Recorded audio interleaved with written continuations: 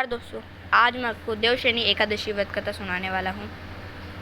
इस व्रत कथा में धर्मराज युधिष्ठिर ने कहा, हे केशव, आषाढ़ शुक्ल एकादशी का क्या नाम है? इस व्रत के करने की विधि क्या है और किस देवता का पूजन किया जाता है? श्री कृष्ण कहने लगे, युधिष्ठिर, जिस कथा को ब्रह्मा जी ने नारद जी से कहा था वही मैं तुमसे कहता हूँ। एक बार देव ऋषि नारद जी ने ब्रह्मा जी से इस एकादशी के विषय में जानने की उत्सुकता प्रकट की।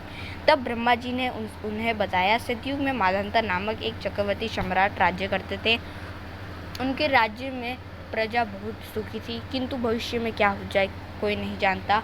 अतः वे भी इस बात से अनज्ञानी थे कि उनके राज्य में शीघ्र ही भयंकर अकाल पड़ने वाला है। उनके राज्य में 3 वर्ष तक वर्षा न होने के कारण भयंकर अकाल पड़ गया।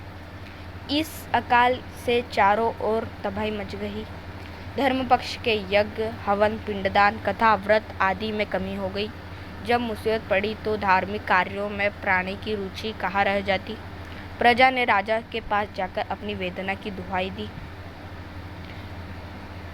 राजा तो इस स्थिति को लेकर पहले ही दुखी थे। वे सोचने लगे कि आखिर मैंने ऐसा कौन सा पाप कर्म किया है जिसका मुझे दंड मिल रहा है।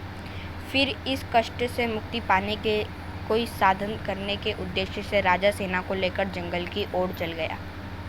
वहाँ विचरण करते करते एक दिन वे ब्रह्मा जी के पुत्र अंगिरा ऋषि के आश्रम में पहुँचे और उन्हें प्रणाम किया। ऋषिवर आश्चर्यचकित कुशलक्षेम पूछा। फिर जंगल में विचरने व अपने आश्रम में आने का प्रयोजन जानना चाहा। तब राजा ने हाथ जोड़कर कहा, महात्मा, सभी प्रकार से धर्म का पालन करता हुआ भी मैं अपने राज्य में दुर्भाग्य का दृश्य देख रहा हूँ। आखिर किस कारण से ऐसा हो रहा है? कृपया इसका समाधान बताइए। यह सुनकर महर्षि अंगिरा ने कहा, हे राजन, सब युगों से उत्तम सतयुग है। इसमें छोटे से पाप के लिए भी बड़ा भयंकर दंड दिया जाता है। इसमें धर्म अपने चारों चरणों में व्याप्त रहता है। ब्रह्मांड के अतिरिक्त किसी अन्य जाति को तप करने का अधिकार नहीं है, जबकि आपके राज्य में एक शुद्ध तपस्या कर रहा है। यही कारण है कि आपके राज्य में वर्षा नहीं हो रही है। जब तक वह काल को प्राप्त नहीं होगा तब तक यह दुर्ग शांत नहीं होगा।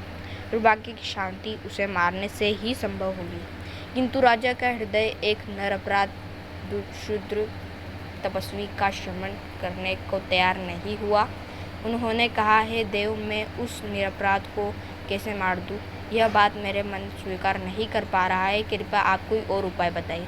महर्षि अंगिरा ने बताया, आषाढ़ शुक्ल माह के शुक्ल पक्ष की एकादशी का व्रत करें। इस व्रत के प्रभाव से अवश्य वर्षा होगी। राजा अपने राज्य की राजधानी लौट आए और चारों वर्णों सहित पक्ष एकादशी का विधिपूर्वक व्रत किया।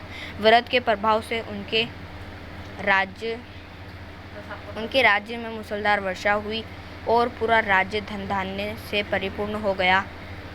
ब्रह्मा वैवर्त पुराण में देवशयनी एकादशी के विशेष महात्म्य का वर्णन किया गया है। इस व्रत से प्राणी की समस्त मनोकामनाएं पूर्ण होती है। तो गाइस, आज के लिए बस इतना ही। मिलेंगे अगली वीडियो में। और हमारी वीडियो पसंद आई हो तो वीडियो को लाइक करें, चैनल को सब्सक्राइब करें और कमेंट में जय विष्णु भगवान जरूर लिखें। Bye bye.